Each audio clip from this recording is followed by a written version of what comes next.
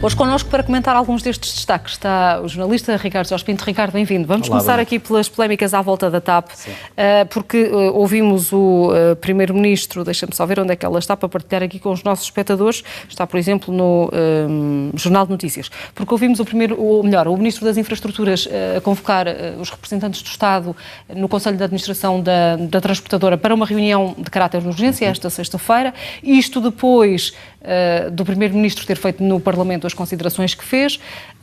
O que é que imaginas que possa resultar desta reunião de urgência que vai ter lugar hoje?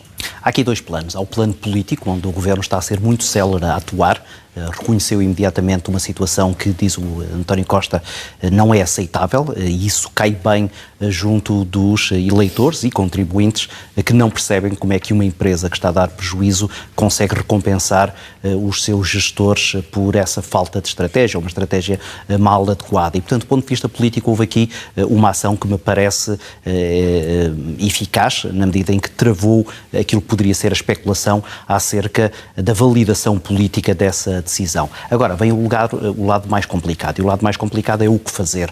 Neste momento, deitar por terra esta administração, esta gestão é delicado. Esta é uma empresa que já está numa situação difícil. Se tiver agora que atravessar uma crise de gestão, mais complicada ficará a sua solução, mas aquilo que me parece que tem que acontecer, e desse ponto de vista o Governo não pode ceder, é evitar que isto aconteça no futuro. Isto é, qualquer decisão deste género, atribuir bónus a administradores numa situação em que a empresa não está a dar lucro, não pode ser uma decisão que passa ao lado do principal acionista. A administração da TAP dizia que a gestão interna da empresa é matéria e competência de foro exclusivo da administração. Mas isso em nenhuma empresa é. O acionista maioritário tem sempre uma palavra a dizer, nem que seja exatamente para ajudar os gestores, neste caso a Comissão Executiva e a Administração, a perceberem exatamente o que é que podem fazer, porque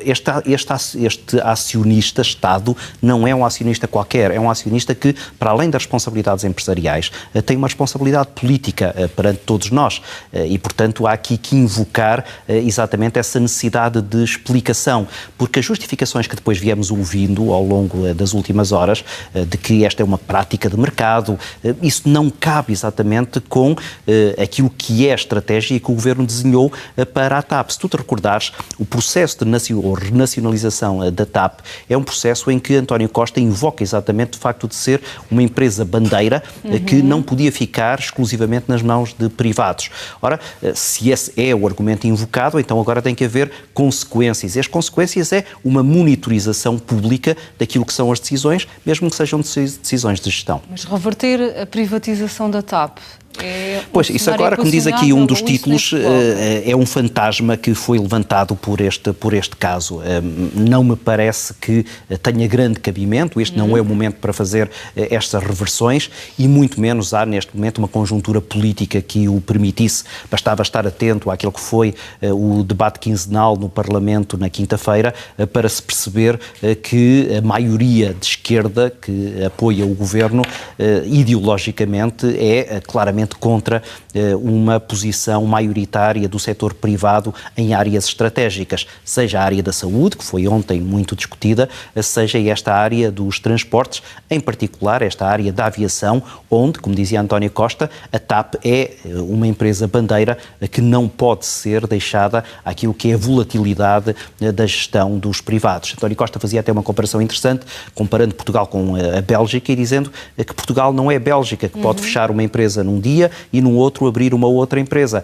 Há aqui uma necessidade de preservação daquela que é uma marca que o Governo quer preservar. Agora, para a querer preservar, tem que a preservar exatamente com essa lisura, transparência e, sobretudo, consonância com aquilo que é o que nós, contribuintes, achamos, que não devemos dar dinheiro a alguém que não está a saber rentabilizá-lo. Vamos à manchete do Económico, porque se for verdade isto aqui noticiado, que o Fisco tem uma equipa secreta que nos vigia, que nos segue, que nos fotografa, isto pode configurar uma ilegalidade e pode ser mais uma daquelas atuações muito questionáveis por parte da administração tributária? Pois, Fátima, se eu tivesse a ler esta manchete há 15 dias antes do episódio das apreensões de carros em Valongo, eu diria que isto era muito pouco provável.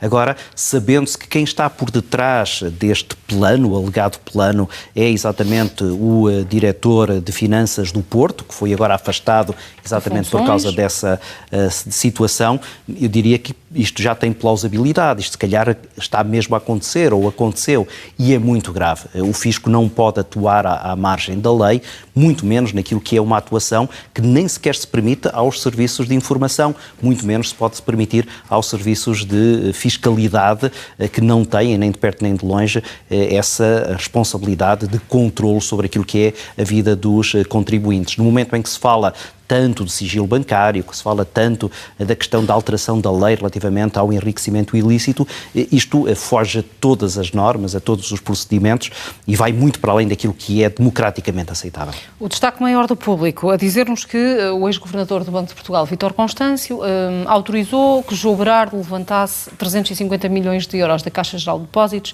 para investir no BCP. Este parece ser mais um daqueles casos em que percebemos que o dinheiro que saiu da Caixa passou pelos olhos de tanta gente e como é que ninguém travou nada disto? Pois, nós nas comissões parlamentares de inquérito temos ouvido várias vezes vários governadores do Banco de Portugal dizer que estas decisões de atribuição de crédito não são responsabilidade do Banco de Portugal. E foi isso que os vários governadores têm vindo a dizer, mesmo aqueles que são um bocado mais amnésicos, como foi o caso de Constâncio, que se lembrava de muito pouca coisa. Agora, é verdade que Constâncio dizia que não se lembrava destes empréstimos, mas o que fica aqui por esclarecer, e eu não sou a melhor pessoa para te dar indicações sobre isto, porque não conheço estas formas de procedimento, mas o que eu ouvi dizer nestas comissões de inquérito que tenho acompanhado é que, na verdade, os governadores do Banco de Portugal não têm uma responsabilidade direta sobre aquilo que é a atribuição de créditos, mesmo que sejam créditos mal parados. Isso é competência específica dos bancos que acabam por os atribuir. Aquilo que o Banco de Portugal depois faz, a jusante, é exatamente verificar se esses bancos que estão a dar créditos mal parados têm ou não têm uma situação equilibrada para garantir que não há algum descalabro naquilo que são as suas contas fiscais. E, portanto, esta manchete, de alguma maneira, deixa-me um pouco intrigado, mas certamente que haverá, e uma leitura um pouco mais atenta deste texto, nos dará algumas indicações sobre aquilo que depois também nós já percebemos, quer pela audição de Berardo, quer por aquilo que foram as prestações de depoimentos de alguns administradores de bancos e também gestores do Banco de Portugal. Houve aqui muito descontrole, houve aqui muito desleixo relativamente a toda esta situação, quer relativamente às questões concretas que envolvem Berardo, quer relativamente àquilo que era a verdadeira monitorização e regulação dos bancos por parte do regulador, que é o Banco de Portugal. Avançamos para o programa de arrendamento acessível. Tem na tua ótica, ou tem motivo para ter razão, ou têm razão, os proprietários e os inquilinos que não estão satisfeitos com este programa? Pois, porque os valores que aqui são apontados são valores muito excessivos para aquilo que é o esforço que depois as famílias têm que prestar para o aluguer de casas ou para as compras de casas. Os valores de que se fala, T2 de 1.200 euros, são valores que não são minimamente compatíveis com aquilo que é o ordenado médio em Portugal. E é preciso recordar que o ordenado médio em Portugal anda à volta dos 900 euros. Ora, nós não podemos falar de um ordenado médio de 900 euros e depois achar que é aceitável uma renda poder atingir os 1.200 euros, ou seja, muito acima daquilo que é o vencimento médio em Portugal. Isso, naturalmente, causa toda esta consternação e toda esta agitação à volta de uma lei que claramente precisa de ser melhor regulada e, sobretudo, adaptada àquilo que é a circunstância em que vivemos. Será um programa que pode ter pouca expressão, pouca eficácia ou validade quase nula se pensarmos que poucos proprietários vão aderir a este programa? Sim, é uma daquelas leis, e não é a única, que depois não tem tração à realidade e, portanto, acaba por ser contornada, ignorada, deixada de lado naquilo que são depois as regras que o próprio mercado acaba por incutir. E por isso é que há muita gente a dizer neste momento que esta é uma oportunidade falhada. Este é um setor que claramente precisa de alguma regulação, precisa de alguma proteção, porque sobretudo nos grandes centros urbanos, Porto e Lisboa, até pela pressão turística, os preços das habitações está a subir de forma exorbitante e é bom que haja uma tentativa do Estado de regular, embora se perceba que a presença do Estado não pode ser hegemónica, mas esse esforço do Estado tem que ser execuível, isto é, tem que ser aplicável e não colocado em termos que depois, quer de um lado dos inquilinos, quer do lado de quem está a arrendar, não é minimamente fazível. Sobre o Ciresp, o Primeiro-Ministro anunciou no Parlamento que está fechado o acordo com a Altice para o Estado adquirir a totalidade deste sistema. Diz que o processo está numa fase de formalização jurídica, mas não adiantou nenhum detalhe sobre esse mesmo processo. Temos os privados a negarem, a falarem que não existe acordo algum. Existe um princípio de acordo. Duas questões. Há demasiada convicção e arriscada até na verbalização de António Costa deste acordo e, por outro lado, não resolvendo a chamada ao Estado do Ciresp, não resolvendo a totalidade dos problemas, como é que se salvaguarda a existência desses problemas? Tem que ser resolvidos. Aqui não há outra hipótese que não encontrar uma solução. E por isso é que eu acredito na palavra do Primeiro-Ministro quando ele diz que o acordo está quase fechado. Isso que tu mencionaste, que é os privados a dizer o acordo não está fechado, é verdade também, o próprio António Costa o reconheceu, mas eu penso que são exatamente esses pormenores que agora ainda falta limar. Porque, a verdade, o grande obstáculo era a ameaça de um veto do Tribunal de Contas relativamente àquilo que era o acordo que o Estado pretendia fazer com as operadoras. Ora, parece que esse obstáculo com o Tribunal de Contas está ultrapassado e, portanto, agora serão os pormenores negociais finais. E é natural que da parte dos privados haja essa necessidade de dizer o acordo não está fechado, até pela própria pressão para ainda obter algum benefício nesse fechar do negócio, mas parece-me que para o Estado não resta outra solução que não exatamente fechar este dossiê e chegar à altura do verão, dos incêndios, com a questão do Ciresp, que é particularmente delicada, totalmente resolvida. Por um dado também adicional, é que a questão do Ciresp é uma questão que está quase colada à pele do Primeiro-Ministro. António Costa tem uma relação muito próxima, desde os tempos em que era Ministro, com a questão do Ciresp. E, portanto, não me parece que a 3 ou 4 meses de umas eleições muito importantes para António Costa, ele possa desguarnecer aquela que é uma área especialmente sensível e dar o flanco para a oposição, falhando naquilo, como tu dizias e muito bem, que tem que ter uma solução. Vamos avançar aqui para o I, porque Rui Rio diz que a responsabilidade da derrota, onde é que está? O I está aqui. A responsabilidade da derrota do PSD não é toda dele. Tem razão quando diz isto, claro. Rui Rio. Sim, mas isso é quase uma verdade lá para Alice, ou seja, o PSD não é apenas Rui Rio. E quando ele aponta o dedo, seja aos candidatos que estiveram agora nas eleições europeias, parece-me que é perfeitamente legítimo que o faça. Começa já a esticar um pouco a corda quando começa a encontrar bodes expiatórios fora do próprio partido, nomeadamente na comunicação social, acusando-a de leituras de alguma maneira distorcidas daquilo que foi uma narrativa muito bem criada por António Costa, que criou uma crise política na véspera de uma eleição, invertendo aquilo que era uma tendência que as sondagens mostravam de subida do PSD. Agora, o partido está, e o próprio Rui Rio reconhece-o, numa situação delicada, em que tem que encontrar uma nova estratégia, nomeadamente na área da comunicação, e isso vai ter que ser feito independentemente de quem são os culpados dessa mesma crise. Até porque, e há aqui títulos que chamam a atenção a isso, esta crise não é exatamente nova, ou seja, há várias eleições que o PSD tem vindo a perder bases de apoio. Havia uma zona ali no interior do país, em Viseu, que era conhecida até por o Cavaquistão, na altura em que Cavaco Silva era líder do PSD, o PSD tinha resultados acima dos 70%, uma coisa absolutamente hegemónica. Ora, nestas últimas eleições europeias, o PSD perdeu na zona de Viseu, de forma absolutamente surpreendente. E é para esses lados que o PSD tem que olhar com muita atenção, porque não pode ficar apenas com o reduto da Madeira. Mas queda de votos em relação ao Partido Socialista, sobretudo nos centros urbanos? Definindo uma estratégia, é aquilo que nós ainda não percebemos que existe. Nós não percebemos ainda, por exemplo, se o PSD está mais alinhado com o Partido Socialista, como por vezes parece acontecer. Veja-se a questão da lei de bases da saúde, onde António Costa dizia a certa altura que nunca quereria fazer um acordo com a direita, o acordo seria sempre feito à esquerda, para para a Lei de Bases da Saúde. Ontem, no debate quinzenal, já veio dizer que, se calhar, este acordo vai ter de ser feito com vários partidos, abrindo a porta a um entendimento com os social-democratas. É preciso que o Rui Rio esclareça de uma vez por todas este fantasma da possibilidade de um entendimento com António Costa. Até aí nós não saberemos para onde é que o PSD quer ir, e é isso que é fundamental que seja acertado para que não se repitam os resultados das eleições europeias. Ricardo, um outro comentário teu sobre estas questões de educação que fazem manchete no JN e no I. O Jornal de Notícias a falar-nos da indisciplina nas salas de aula, a gerar, enfim, crescimento no negócio das explicações, e o I a explicar-nos como ocupar os miúdos, fazendo-os crescer ao mesmo tempo enquanto brincam. Sim, sabes que sou professor universitário há mais de 25 anos e venho seguindo aquilo que é a chegada à universidade de alunos que vêm do ensino básico e secundário. E aquilo que se repara é que estes jovens, destas gerações chamadas Centennials e Millennials, têm uma capacidade de concentração muito mais diminuta. E, portanto, a sala de aula que foi desenhada de forma tradicional já há várias centenas de anos começa a ser incompatível com a forma como eles adquirem informação. E isto é preciso ser tratado.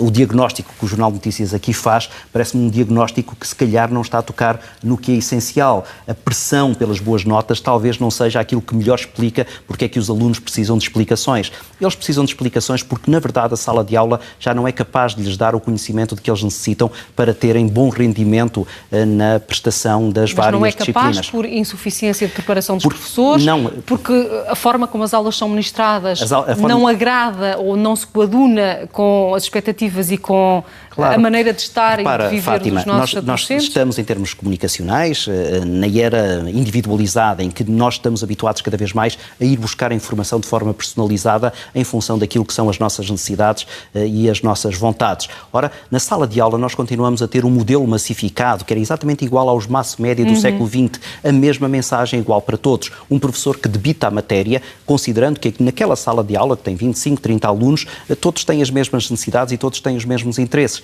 E isso não é assim. E por isso é que me parece também interessante esta manchete do I, que dá a ideia de que, na verdade, é preciso começar a olhar para cada uma destas crianças, que ela própria, personalizadamente, também no contacto com as tecnologias da comunicação, está a ir buscar os dados de que necessita. É preciso ajudá-lo a encontrar exatamente essa informação. É preciso aqui uma espécie de um bibliotecário que o ajuda a ir buscar a informação de que ele necessita. Caso contrário, nós vamos ter sempre aqui distorções naquilo que é a educação destas crianças. Basicamente, o modelo de ensino tem que ser alterado. Tem que ser alterado de forma muito profunda e não parece que haja grande interesse nem vontade, nomeadamente da classe docente, que parece muitas vezes mais interessada em resolver as questões sindicais, da contagem de tempo de professores, do que verdadeiramente em encontrar uma solução para aquilo que é a sua grande missão, que é educar.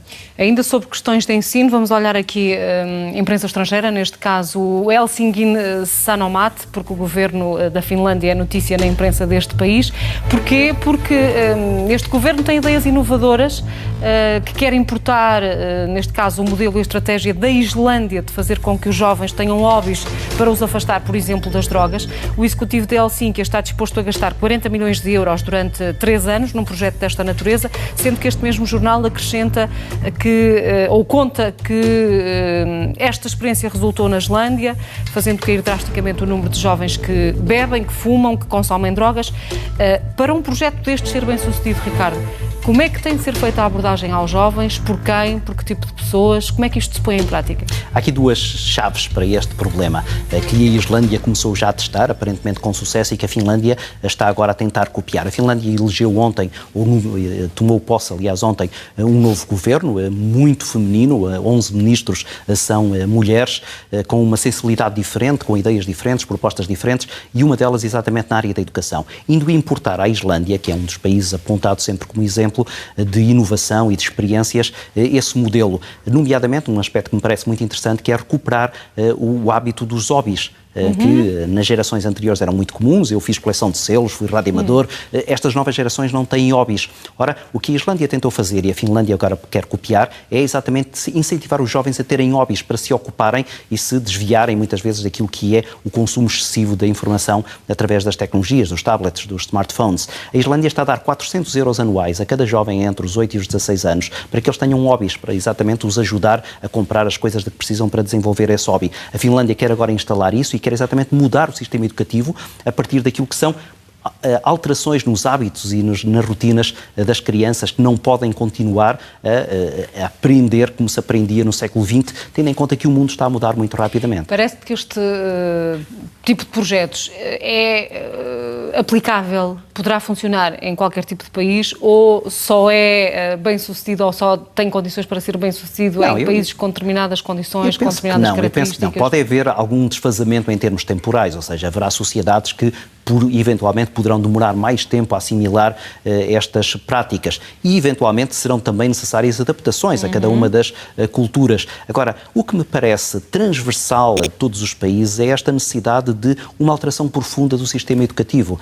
Se o sistema comunicacional está a passar do paradigma da massificação para o paradigma da individualização, a educação não pode ficar para trás. Caso contrário, como escrevia de resto há uns anos Bill Gates, num livro muito interessante chamado Rumo ao Futuro, como é que nós vamos convencer uma criança a levantar-se às 8 da manhã para ir para uma sala de aula onde a tecnologia mais avançada é um quadro de lousa e um giz para escrever em cima desse quadro de lousa? Isso já não é compatível com estas gerações que querem uma comunicação muito mais individualizada e interativa. Por último, Ricardo, olharmos aqui para o site da revista americana Politico, a escrever que Nancy Pelosi, a líder democrata da Câmara dos Representantes, quer ver Donald Trump na prisão.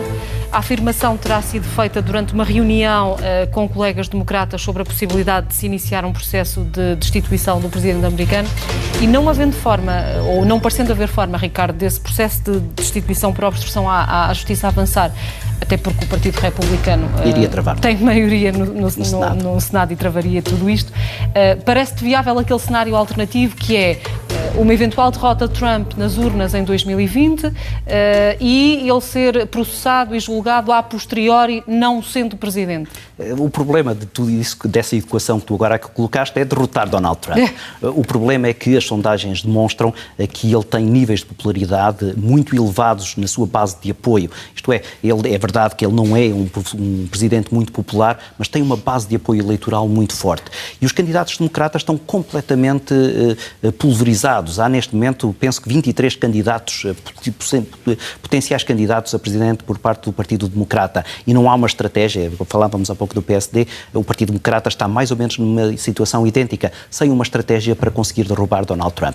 Mas a estratégia é inteligente, quer dizer assim, o relatório do Procurador Especial Robert Mueller não conseguiu provar que houve obstrução à justiça, mas também não o ilibou de culpas. Agora, o que ele diz é, nem sequer foi posto em cima da mesa a possibilidade de fazer uma acusação a Donald Trump, porque ele é um presidente em exercício, e sendo um presidente em exercício, a leitura que o Departamento de Justiça faz é que ele não pode ser sequer acusado, dando a entender que, eventualmente, no meio da investigação, que durou cerca de 2 anos, há provas que, quando ele deixar de ser presidente, podem ser invocadas para, eventualmente, o processar e o levar até à cadeia. E essa parece ser a estratégia do Partido Democrata, dizer assim, nós agora, se calhar, não conseguimos fazer nada contra Donald Trump, mas se o conseguirmos derrotar, no momento em que ele sair da Casa Branca, ele é um alvo muito vulnerável a um processo judicial que lhe vai levantar enormes problemas. Ou seja, tu não lês nesta afirmação de Nancy Pelosi, quando ela diz que quer ver Donald Trump na prisão, tu não lês nisto uma espécie de desabafo, lês nisto uma convicção, uma determinação em fazer algo, é uma nem que seja daqui política. A algum tempo. Exatamente, é entender o seguinte, entender que, como tu há pouco dizias, em termos políticos, este processo esbarraria, quanto mais não fosse no Senado, com a maioria republicana, mas mesmo dentro da Câmara dos Representantes, com a maioria democrata, há muitos delegados democratas que duvidam daquilo que é a legitimidade ou a sustentação das provas de obstrução de justiça. E, portanto, em termos políticos, neste momento, não há muito caminho para andar para tentar prender Donald Trump a uma acusação de obstrução da justiça. Mas, deixando ele a Casa Branca, num sistema judicial onde ele passa a ser um cidadão comum, aí sim poderá haver provas muito sustentadas, até porque esta investigação de Robert Mueller foi muito longe, foi aos próprios negócios de Donald Trump, nomeadamente na Rússia, com coisas que ainda estão por esclarecer e com declarações que deixam a entender haver ali muita matéria que possa causar enormes problemas, não só à reputação de Trump, mas até à sua possibilidade de ele manter-se livre. Tu imaginas alguma coisa palpável que trave a reeleição de Trump em 2020? Pois, falta saber. Ainda há muito tempo para avançar. A verdade é que Donald Trump parece estar numa estratégia que para já tem dado resultado. Tem insistido nas ideias que parecem ser, e já o foram nas eleições de 2016, muito atrativas para o eleitorado, nomeadamente a questão da imigração. E esta questão do muro, por isso é que a questão do muro é tão importante para Donald Trump. Ele sabe que não pode falhar essa promessa. Ele prometeu que iria construir um muro na fronteira com o México e está a fazer tudo por isso. Por isso é que estas sanções que ele está agora a impor às importações mexicanas são exatamente o resultado de uma espécie de desconforto de Donald Trump por não conseguir travar a imigração ilegal que continua a chegar a partir dessa fronteira. Ricardo, obrigada pela tua presença. É sempre um prazer receber-te. Estamos conversados por agora. Tenha uma excelente sexta-feira.